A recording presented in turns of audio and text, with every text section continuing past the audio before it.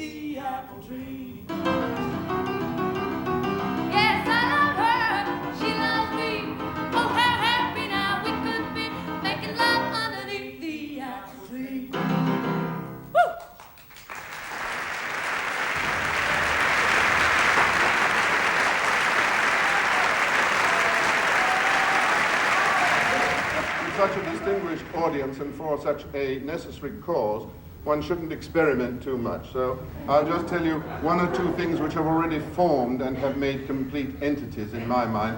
One of them told me by my mother, who was a painter and a scene designer, and who did the designs for the Sleeping Beauty in 1938, when President Lebrun paid his state visit to London in order to ensure the solidarity which got as far as Dunkirk.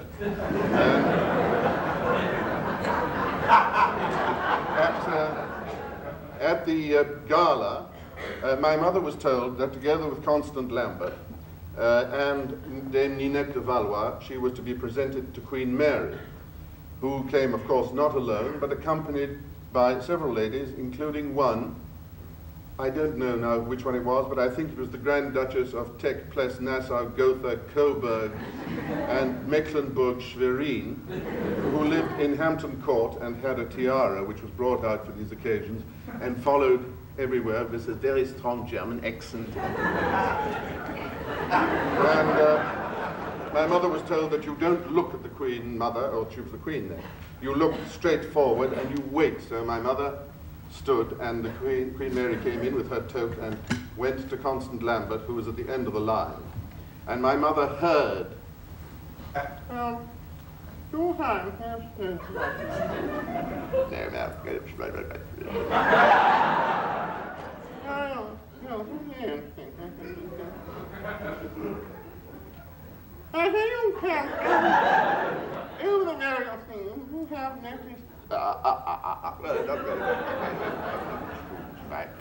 Then there was a pause, and Queen Mary moved one nearer.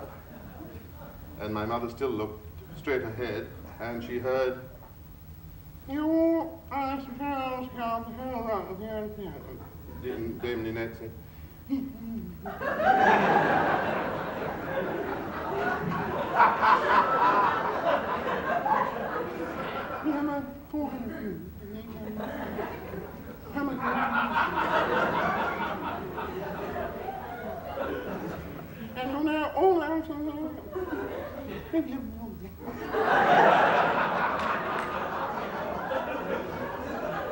Then there was a pause, and Queen Mary landed in front of my mother and said,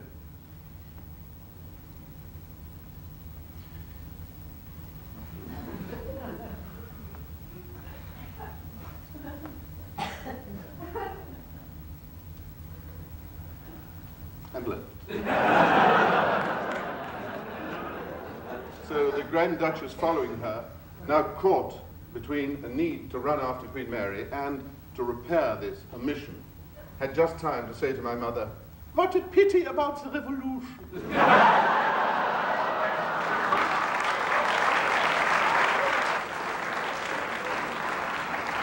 I'm the original honky-tonk train. I'm the one that you see when you're watching a western. That's me chugging by.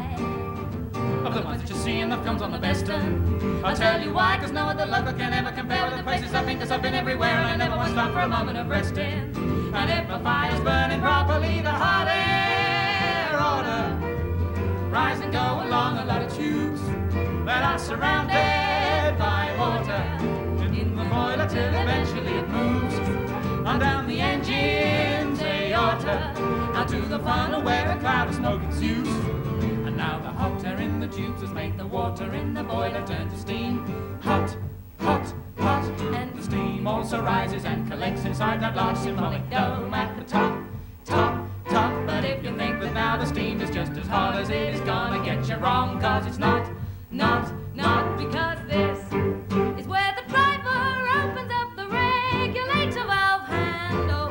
The steam becomes alive again and goes back through the boiler or can, which I call it only 'cause I've a shortage of rhymes ending in an. So having been through the superheated tubes, the steam is hotter than ever it was before. The heat is more, you may be sure the steam now passes on into the piston cylinder and pushes the piston forwards and backwards by means of valves which reciprocate in alternation according to simple mechanical law. The piston then pushes connecting rods fixed to the wheels that are set on the rails. But that's not the end of the story, 'cause then all that steam, as you will have seen, is blown out as exhaust through the funnel whence it can expire, thereby excluding the draft of the fire.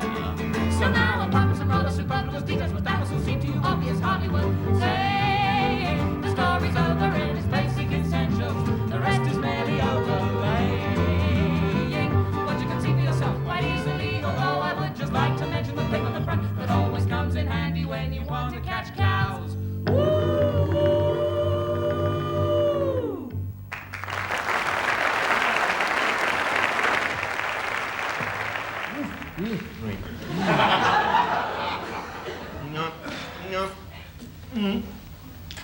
Wittgenstein says, doesn't he?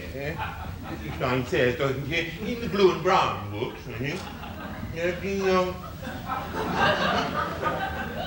the statement, "Fetch me that slab," you see, the statement, "Fetch me that slab," implies there is a slab. You see, there is a slab, such that were I to fetch it, the statement, "Fetch me that slab," will be disjunctively denied by the opposite. You know, we've got it.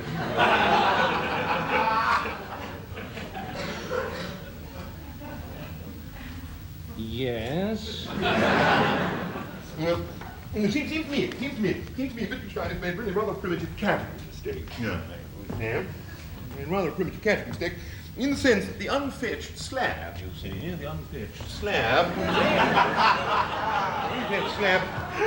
can claim to exist, you see, really no more than the unseen tree in the quad.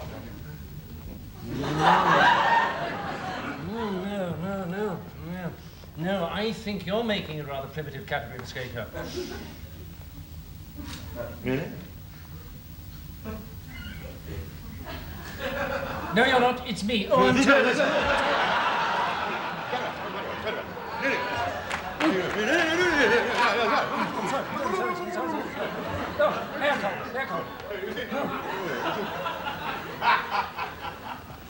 Yes. Now tell me, are you using yes here in the affirmative sense?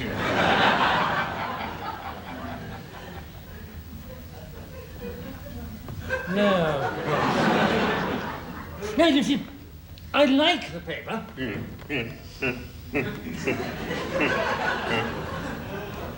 Like it because it has to bear on something that I'm considering myself at the moment, namely what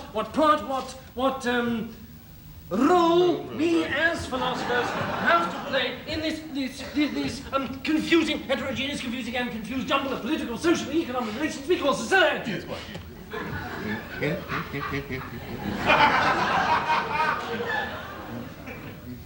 And other people have jobs to do, don't they?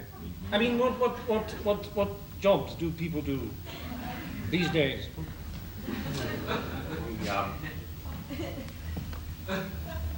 They chop down trees. They chop down trees. They drive buses. Yes, yes. They play games.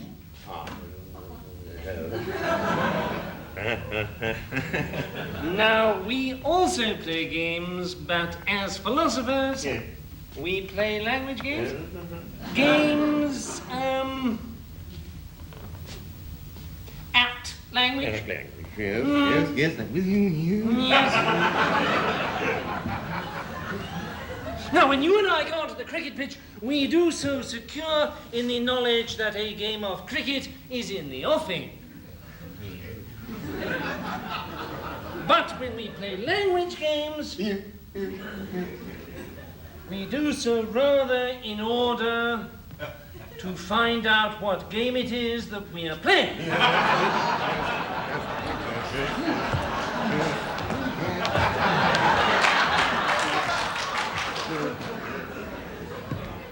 In other words, Yeah. why do philosophy at all? Yes, yeah. Why? Yeah, yeah. Why? Yeah, yeah. Why? Yeah, yeah. Yeah. No. Well, in that case, you see, I think the burden is fair and square on your shoulders, Pliny. You see, to explain to me the exact role that philosophy has in everyday life. I mean, can you do that?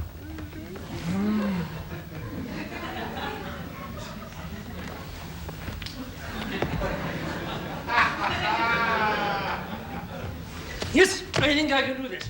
Now, this morning I walked into a shop Yeah. and a shop assistant was having an argument with a customer. Yeah. The shop assistant said, yes, Yeah. you see? Yeah. And the customer said, what do you mean, yes? Yeah. And the shop assistant said, I mean, yes. Yes. This is very exciting. Now here we have a splendid example in everyday life. A splendid example where two very ordinary people are asking each other what are, in essence, metaphysical questions. What do you mean, yes? I mean, yes, and so forth, and where I, as a philosopher, Yes. could help them. Yeah. Did you? Well, no, they were in rather a hurry.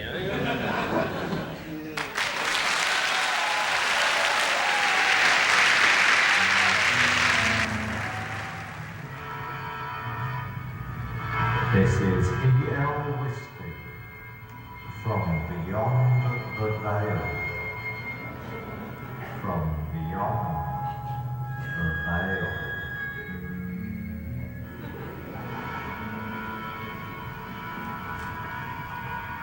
Good evening.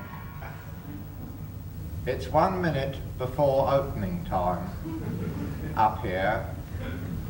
It always is 1 minute before opening time. They're forming a queue. They usually do. The newcomers form a queue. For weeks they form a queue. Well, it's not really weeks because although our watches go round, there's only one time, which is 1 minute before opening time. We've been looking down at what's going to happen tonight. We've seen it several times. We're very sorry about Mr. Prendergast and the number 9 bus. I know he's out there listening, and I know he thinks that by knowing about it in advance, he can avoid it. But it's no good, Mr. Prendergast. You could sit in the theatre all night. It would still get you. Personally, I think it would be more sensible to pop out and be run down in the street. At least there's some logic to that. But if you want a bus to come careering in through the theatre, that's up to you. That's what freedom of choice is all about. But let's not be too morbid. Let's think of the happy stories the newspapers never print. Let's think of all the millions of people who will not be run down by buses tonight. When did you last read a story in a newspaper? Millions of people get through the day reasonably successfully without being run down by a bus. They don't print that kind of story. I'm beginning to fade slightly now. But if any of you out there below would like to get in touch, just speak to me. If you want news of your loved ones or bad news about those you hate, speak and I shall answer you. Do I hear voices coming to me? What about inflation? Inflation here is worse than what you have down there. We are running at 118%, and that's 1 minute before closing time. What about the bourgeois problem? We've eaten that. What about my budgerigar? Your deceased budgerigar, or the one you have hidden about you? Your dead budgie feels much the same as he did when alive. Terrible. What about the liberals? Fading gradually now, like the Liberals. If I am never here again, don't worry, I'm still here at 1 minute before closing time. Good night.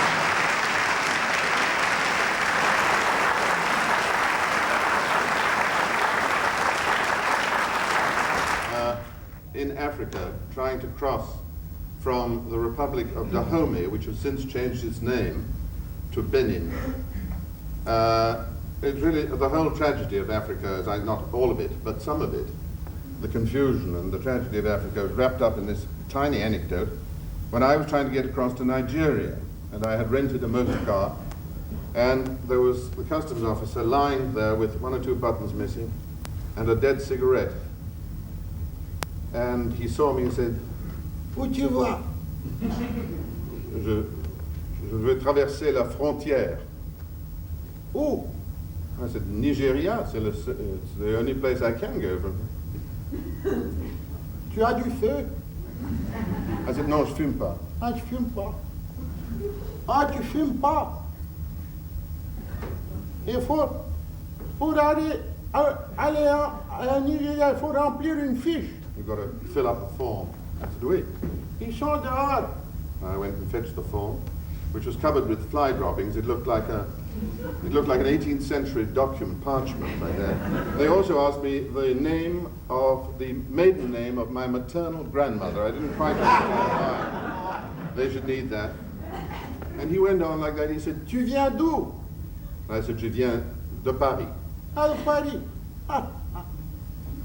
Tu as du feu? Fume pas. Ah oui, tu fumes pas. Oh non. On va remplir la fiche. Et combien de temps tu vas? How long are you going to go to Nigeria? I said, un jour.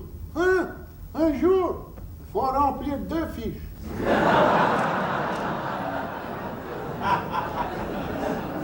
So I sat down, finished, and he went,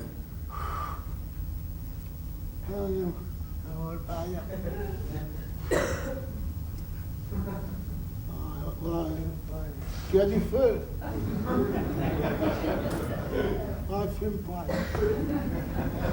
So I crossed the thing, and on the other side of the barrier, there was a Nigerian with rather long pants, very high socks, boots, a hat over his eyes, and a waxed moustache, and every button in place. Where are you going? I said, I'm going to Lagos. Very well, you'll have to fill up the phone. Where are you going in Lagos? I said, I don't know where I'm going in Lagos. If you don't know where you're going in Lagos, you can't go to Lagos. And I said, well, I'm just going to look. Well, you've got to tell me where you're going. That was a deadlock, so I said, I'm going to the Chinese restaurant.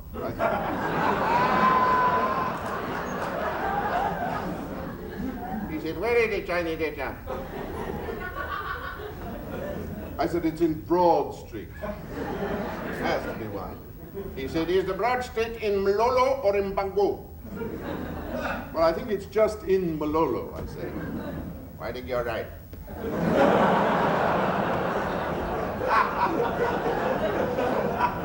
All right, I see your passport now. What is it, Marky? I can't let you in with only mark. I said, well, that's what they did on the other side. I can't see the mark. I can't let you in. I said, well, then what? You go back and tell. No, I said, I'm not going back. You are going to go back and. I said, no, I'm not going back. I'm not going to. Have you got a car? I said, yes, I've got a car. I come with you. We both went back, and he went into the French train. I said, what this? and the Frenchman said,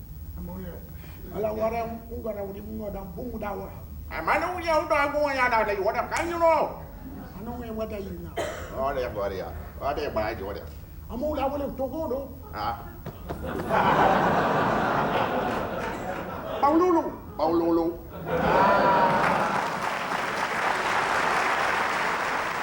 Come listen to me, baby. Hear what I say. How come you tell me that you're going away? Don't say that we must part. Don't break my aching heart. You know I loved you, baby, through the years. I've loved you night and day. Come on now, baby, can't you see my tears? Listen to what I say. After you've gone and left me crying, after you've gone, there's no denying. You feel blue, you feel sad. You'll miss the bestest pal that you've ever had. There'll come a time, don't you forget it. There'll come a time, you know that you'll regret it. Oh, baby, think what you're doing. You know my love for you will drive me to ruin. After you've gone, after you've gone away.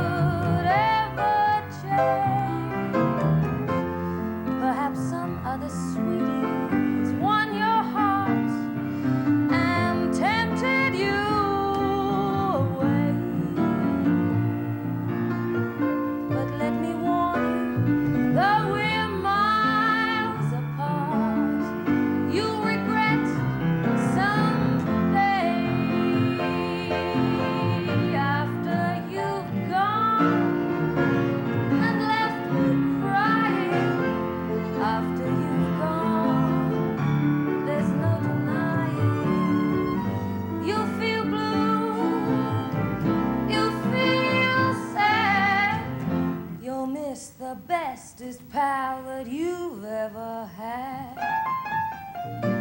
There'll come a time, don't you forget it. There'll come a time, you know that you regret it. Oh, baby, think what you're doing. You know my love for you will drive me to ruin.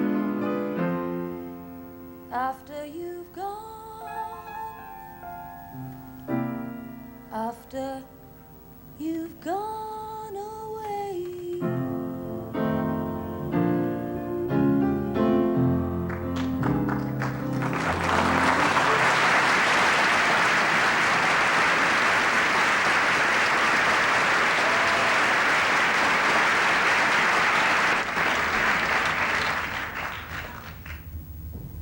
To be or not to be? That is the question. Whether it is nobler in the mind to suffer the slings and arrows of outrageous fortune, or to take up arms against a sea of trouble, and by opposing, end them. Die, to sleep, no more. And by a sleep to say we end the heartache and the thousand natural shocks that flesh is heir to.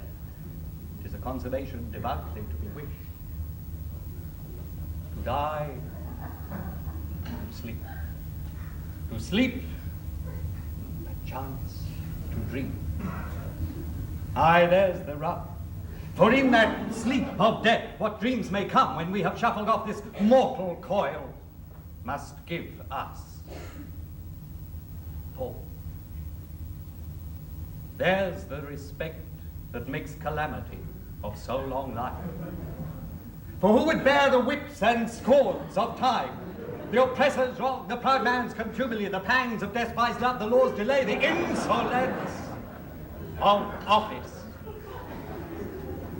and the spurs that patient merit of the unworthy takes, when he himself might his quietus make with a bare thought?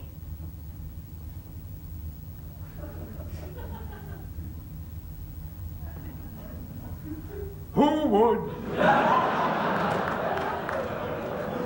fathers bear to grunt and sweat under a weary life? But the dead are something after life. The undiscovered country, from whose balls those travelers return. Hubble the wolf!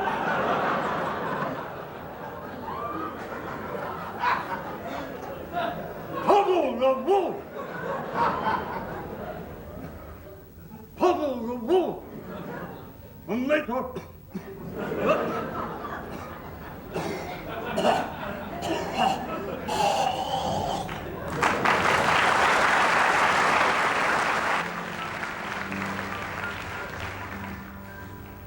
Forgive me for loving you the way I do, dear. Forgive me, please do not say that we are through, dear.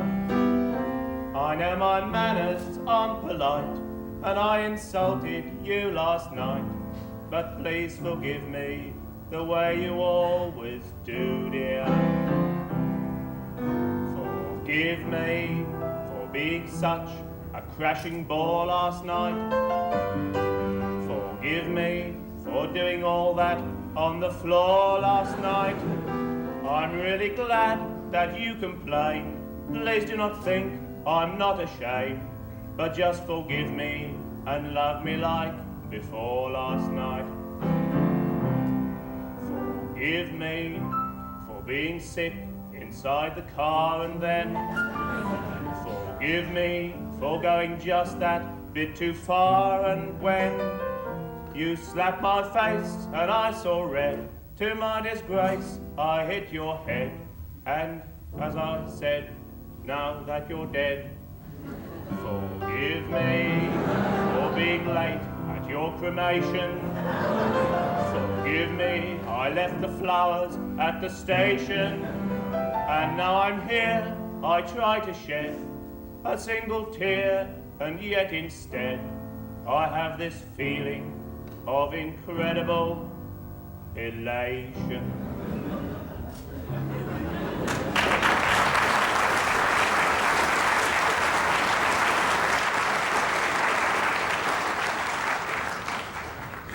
How do these things start?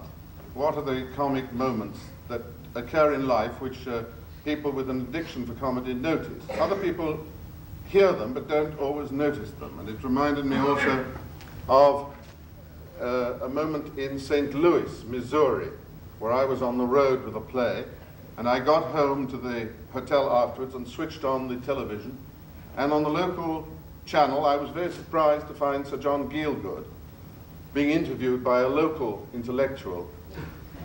He had just played The Ages of Man in half a ballpark. I think there was a game going on the other side. And the American interlocutor was very, very highly, and he said, well, I think we just have time for one final,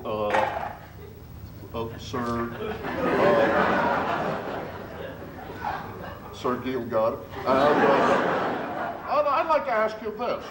Did you in your long and, not only long, but also very wonderful, did you have, we all have a person, a man, or, it could be a woman, or that you point at and say, yes, this person is the one responsible, and that I look now with a considerable gratitude.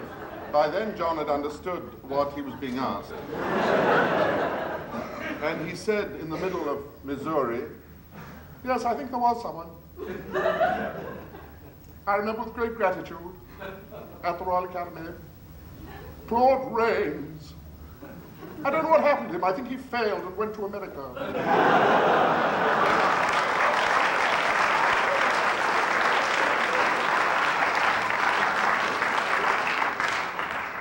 That is one, and the other one is also told to me, I wasn't there, by a friend who knew very well a Dutch professor who had lived a very orderly, quiet, and hard-working life, a man of rather placid temperament who devoted his whole mature existence to classifying all the paintings by Pieter de Hoogh and putting them into a magnificent colored edition which is on the market.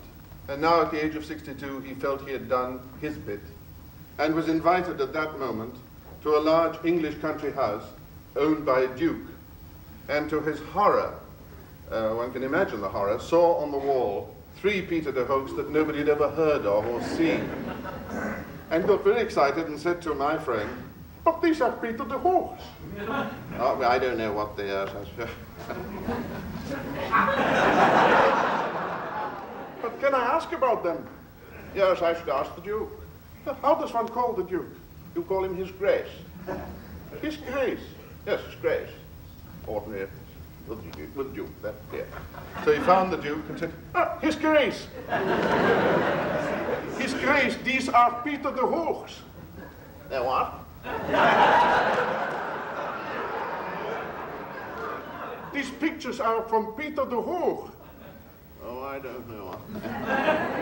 I know that one because it's painted on wood, you understand. Yes, I know. Very often they were painted on wood. Yes, that one because when I was younger, I used to throw a ball against it. The bounce was a very true one. I don't know that fellow at all. No, the other. I think they were in the other wing and must have come over here after the fire. I never went there, and I don't. Do you want to know about them? Yes, I would very much appreciate it, His Grace. Oh, well, I'll get the black book. And the butler appeared this size at the end of the gallery. Oh, Bellamy, black book, please.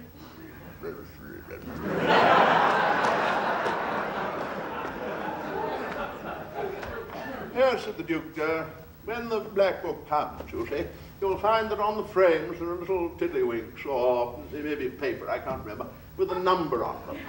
You tell me the number. Your eyesight is certainly better than mine. And I'll look up in the black book, you see, and I'll tell you. The book arrived. The book arrived, and the Dutchman said, 64, 65, and 67. I wonder what happened to 64.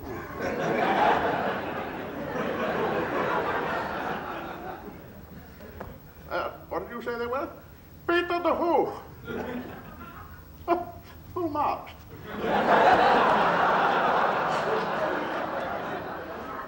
What is that? German painter? No, Dutch. Hey, come on. Dutch. I'm sorry. The Netherlands. I'm very sorry. Holland. The Low Countries. Oh, the Low Countries. Oh, really? He was about to shut the book when the Dutchman said, "Oh, Dick, before you shut the book, could you tell me where you acquired them?" Where you acquired them? Oh, where we acquired them, yes. 66. Yes, we acquired them from the painter.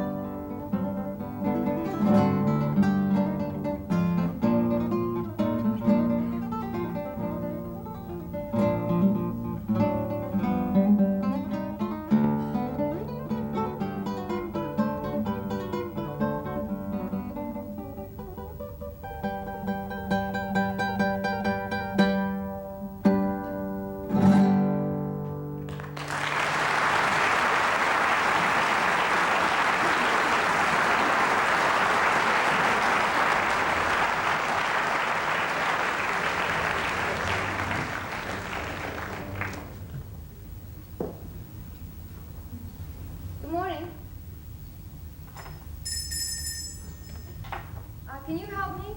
Good morning. Do you have 30 Days in the Samarkand Desert with the Duchess of Kent by A.E.J. Eliot, O.B.E.? Well, I don't know the book, madam. Oh, never mind. How about 101 Ways to Start a Fight? By? An Irish gentleman whose name eludes me for the moment. No, well, we haven't got it in stock. Oh, not to worry, not to worry. Can you help me with David Copperfield? Ah, yes, Dickens. No. Beg your pardon? No, Edmund Wells. I think you'll find Charles Dickens wrote David Copperfield better. No. David Copperfield was written by Charles Dickens with 2 P's. This is David Copperfield with 1 P by Edmund Wells. David Copperfield with 1 P? Yes. I should have said, Yes, well, in that case, we don't have. Funny, you got a lot of books here. Yes, but we don't have a David Copperfield with 1 P by Edmund Wells. You're quite sure? Quite. Not worth just looking? Definitely not. How about Great Expectations? Yes, well, we have that. That's G-R-A-T-E, Expectations. Also by Edmund Wells. Yes, well, in that case, we don't have it. We don't have anything by Edmund Wells. Actually, he's not very popular. Not Nicholas Nickleby? That's K-N-I-C-K-E-R, Nicholas. No. Christmas Carol with a K? No. How about A Sale of Two Titties? Sorry to trouble you. Not at all. I wonder if you might have a copy of Barnaby Budge. No, as I say, we're right out of Edmund Wells. No, not Edmund Wells. Charles Dickens. Charles Dickens? Yes. You mean Barnaby Rudge? No, Barnaby Budge by Charles Dickens. That's Dickens with 2 Ks, the well-known Dutch. No, well, we don't have Barnaby Budge by Charles Dickens with 2 Ks, the well-known Dutch author, and perhaps to save time, I should say that we don't have Carnaby Fudge by Giles Dickens, or Thunderous Sludge by Miles Pickens, or even Stickwick Staples by Fowles Wickens with 4 M's and a silent Q. Why don't you try W.H. Smith? I did. They sent me here. I wonder, Yes, go on. I wonder if you might have The Amazing Adventures of Captain Gladys Stoke Pamphlet and her intrepid spaniel Stig among the giant pygmies of Beccles. Volume 8. No, we don't have it. Funny, we've got a lot of books here. Well, I mustn't keep you standing Well, around. what have you done? No, we haven't. No, but I No, just... we haven't. We're closing for lunch. No, but I'm sorry. Wait, I saw it over there. I saw it over there. What? Olsen's Standard Book of British Birds. Olsen's Standard Book of British Birds? Yes. O-L-S-E-N. Yes. B-I-R-D. Yes. Yes, well, we do have that, as a matter of fact. The expurgated version. I'm sorry, I didn't quite catch that. The expurgated version. The expurgated version of Olsen's Standard Book of British Birds? The one without the gannet. The one without the gannet, they've all got the gannet. It's a standard British bird, the gannet. It's in all the books. Well, I don't like them. They wet their nests. Right. Any other birds you don't like? Don't like the robin. The robin, right, the robin. Here we are. Anything else? The nuthatch. The nuthatch, right, there you are. No gannets, no robins, no nuthatch. There's your book. I can't buy that. It's torn. I wonder if you have, Go on, ask me another. We've got lots of books here, Mary. This is a bookshop. How about Biggles Combs His Hair? No, we don't have that one. Funny. The Gospel According to Charlie Drake? No. Try me again. Oh, I know. Ethel the Aardvark goes quantity surveying. No. Ethel the Aardvark goes quantity surveying. Ethel the Aardvark. We've got it. There we are. Ethel the Aardvark goes quantity surveying. There's your book now. Buy it. I don't have enough money. I'll take a deposit. I don't have any money. I'll take a check. I don't have a checkbook. I got a blank one. I haven't got a bank account. Right. I'll buy it for you. There we are. There's your change. There's for the taxi on the way home. There's your book. There's your book. No, wait. There's your book. Wait. What? I can't read. You can't read. Right. Sit.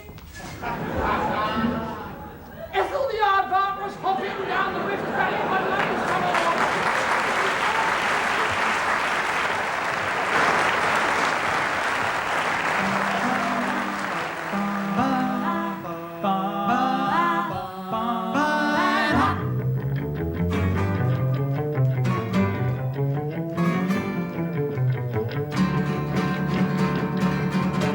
You can rock, you can roll, you can stop, you can store that hop.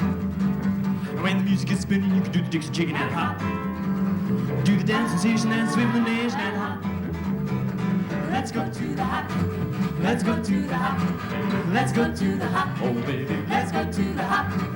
Ah, let's go to the hop. You can swing a chicken, groove a chicken, but it's not a move it out of hop. And when the jumping is smooth and the music is cool, it's that hop.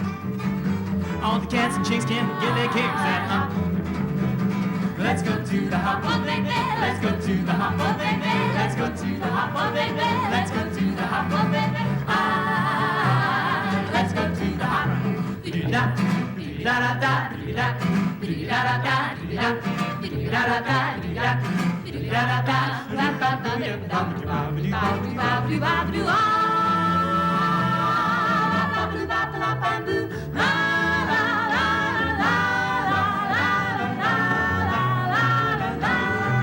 yeah, you can rock, you can roll, you can stop, you can throw that hop. When the music is spinning, you can do Dixie chicken and hop.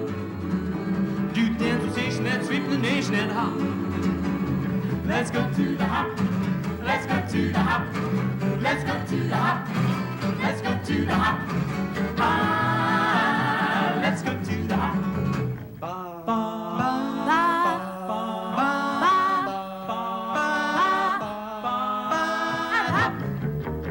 You can swing, you can groove, you can really start to move it out the hop. Jumping is smooth and music is grooves at the hop. All the cats and chicks can't get the kicks at the hop. Let's go to the hop. Let's go to the hop. Let's go to the hop. Let's go to the hop. Ah, let's go to the hop.